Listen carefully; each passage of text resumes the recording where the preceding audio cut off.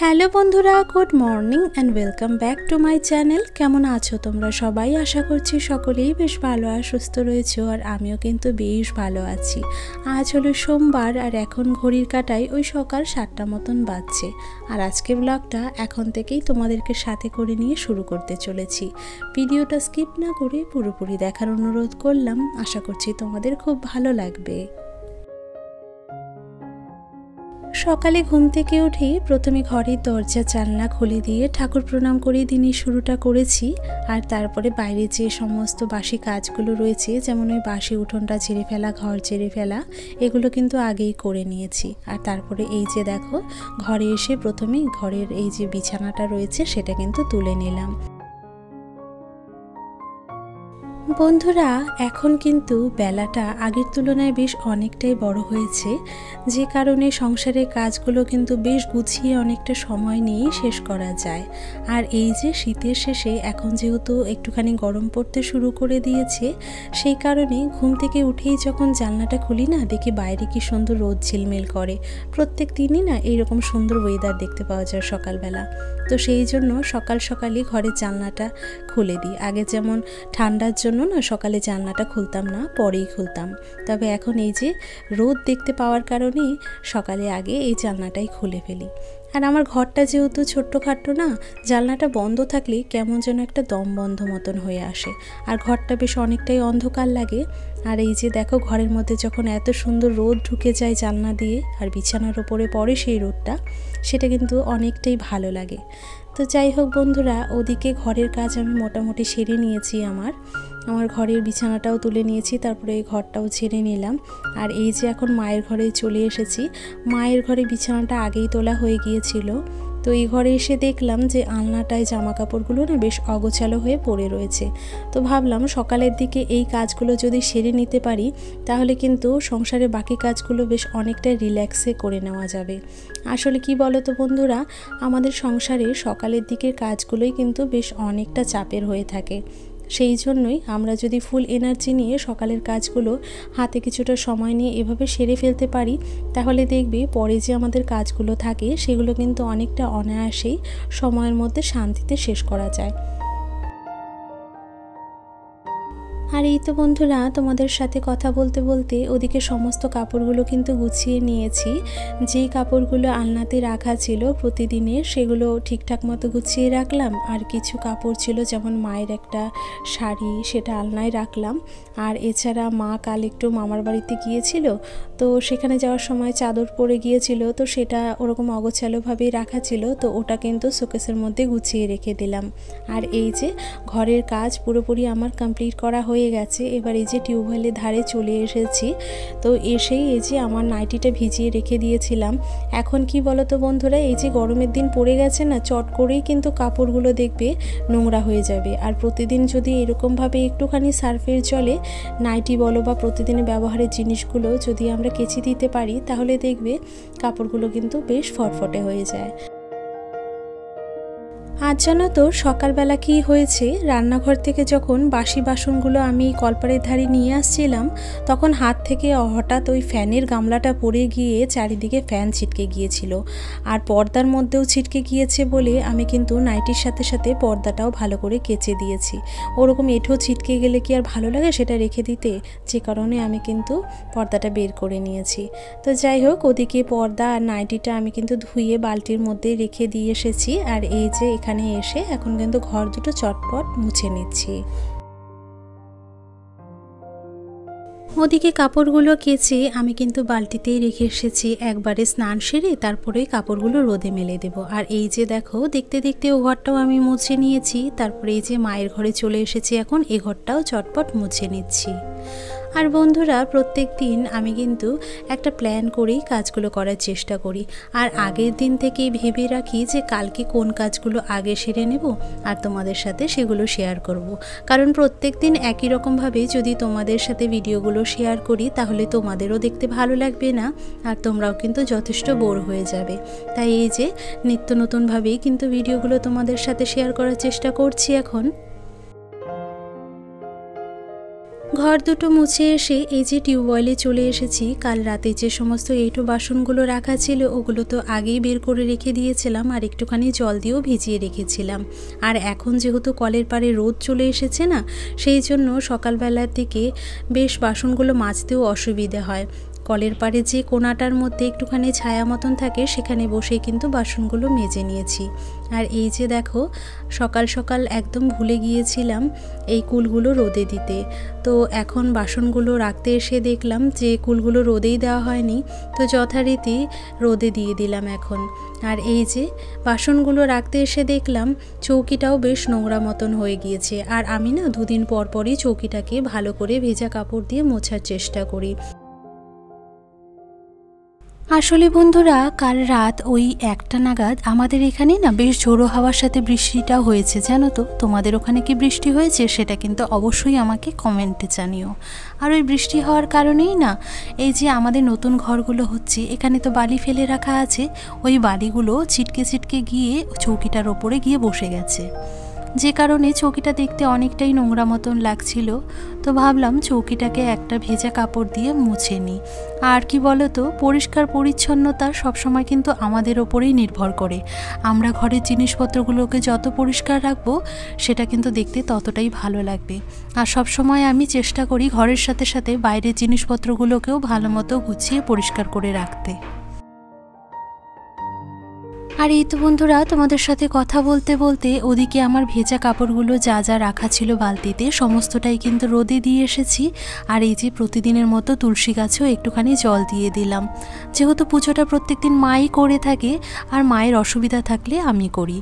আর তাছাড়া তো প্রত্যেকদিন এইরকমভাবে তুলসী গাছেই জল দেওয়া হয়। তো তুলসী গাছে জল দিয়ে এসে এই যে সকাল সকাল একটুখানি চা বানিয়ে নিচ্ছি।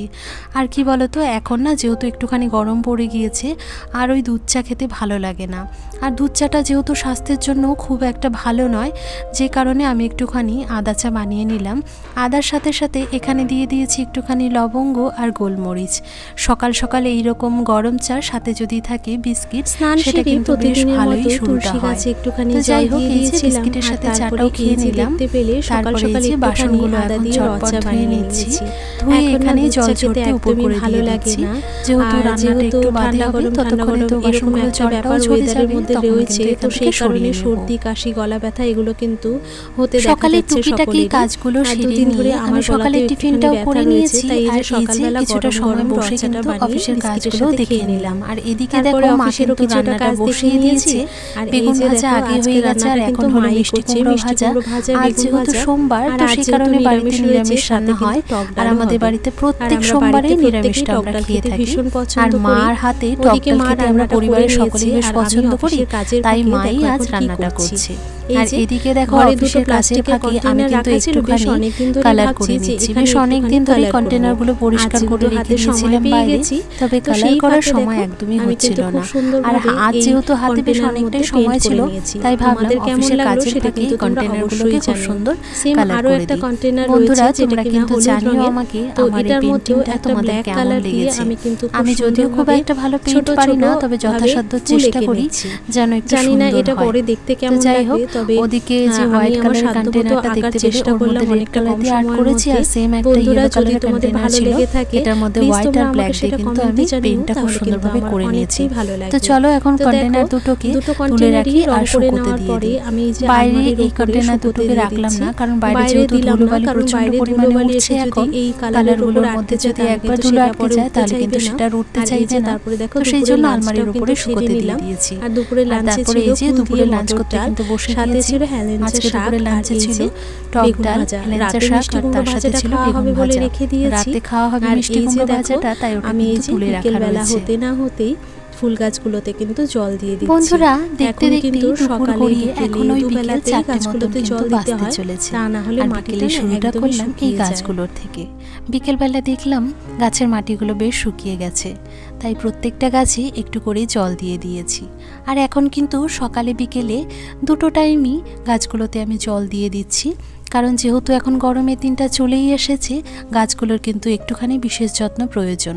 আর এই গাছগুলো রাখা রয়েছে প্রখর রোদে, যে কারণেই মাটিগুলো শুকিয়ে যাচ্ছে তাড়াতাড়ি। তো যাই হোক, ওদিকে গাছগুলোতে জল দিয়ে আমি বাইরে সমস্ত শুকনো জামা কাপড় দেখো তুলে এনেছি ঘরে। এনে এই যে পাট পাট করে প্রত্যেকটা কাপড়ে কিন্তু সুন্দর করে গুছিয়ে নেব। কেন জানি না বন্ধুরা, জামা কাপড়গুলো গোছাতে কিন্তু আমার বেশ ভালো লাগে, আর প্রত্যেক দিন এইরকম সুন্দরভাবে টেনে টেনে কাপড়গুলো কিন্তু আমি গুছিয়ে থাকি। সেটা হয়তো তোমরা আমার প্রত্যেক ভিডিওতেই লক্ষ্য করে থাকবে।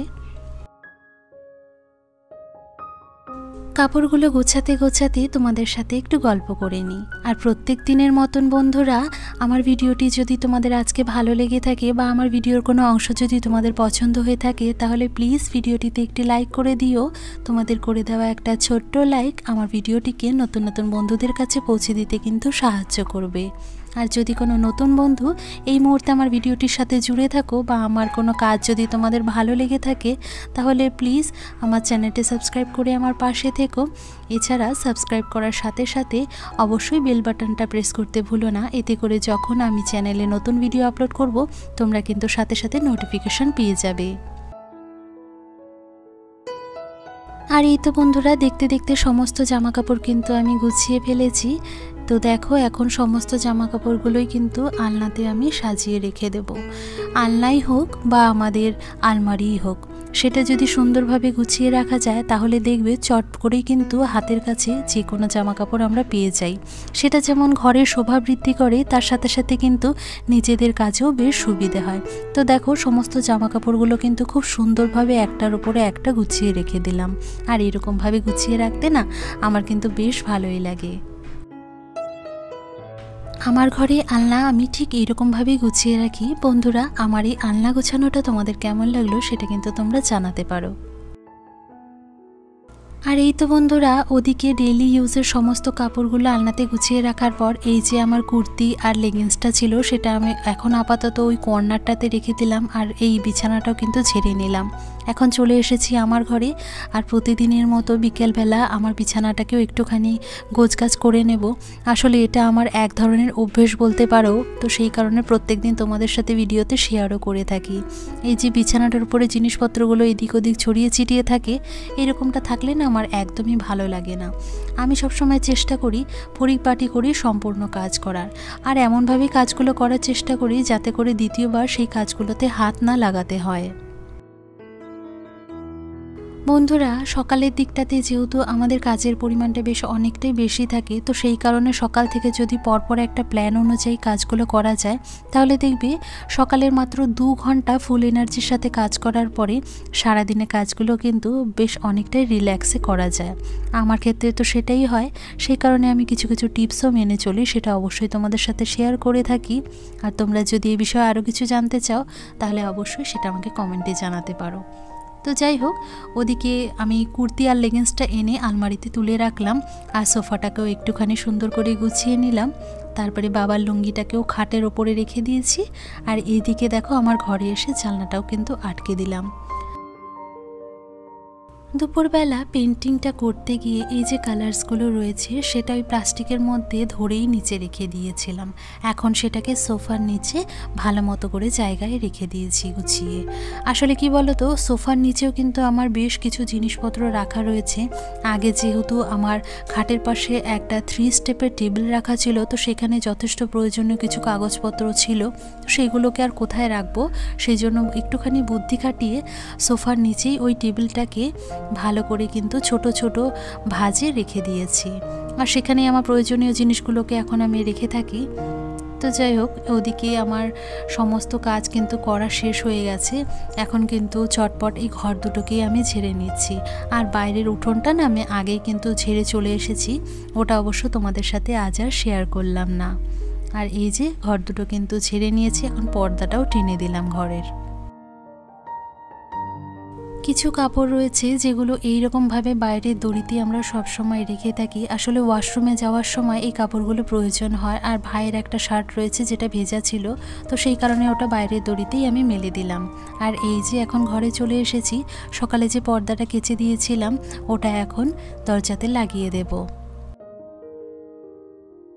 বন্ধুরা, কাল রাতে এডিটিংয়ের কাজ করতে গিয়ে হঠাৎ করেই ঘুমিয়ে পড়েছিলাম। তো এডিটিংয়ের কাজটা পুরোপুরি কমপ্লিট হয়নি, যে কারণে সকালবেলা আজকে ভয়েস ওভার দিতে হচ্ছে। আর তোমরা হয়তো আমার আশেপাশ থেকে অনেক ধরনের আওয়াজ পেতে পারো, তো প্লিজ সেই বিষয়টা তোমরা একটুখানি মানিয়ে গুছিয়ে নিও। আর বন্ধুরা, যদি ভয়েস ওভার দিতে গিয়ে আমার কোথাও ভুল ত্রুটি হয়ে থাকে তাহলে প্লিজ সেটাকে তোমরা ক্ষমা দৃষ্টিতে দেখো। আর যদি আমাকে কোনো বিষয়ে তোমরা কোনো সাজেশান দিতে চাও তাহলে কিন্তু সেটাও কমেন্ট বক্সে জানাতে পারো একজন বোন হিসেবে। তো যাই হোক, আজকে ভিডিওটা এখানেই শেষ করছি। দেখা হচ্ছে পরবর্তী একটা নতুন ভিডিওতে।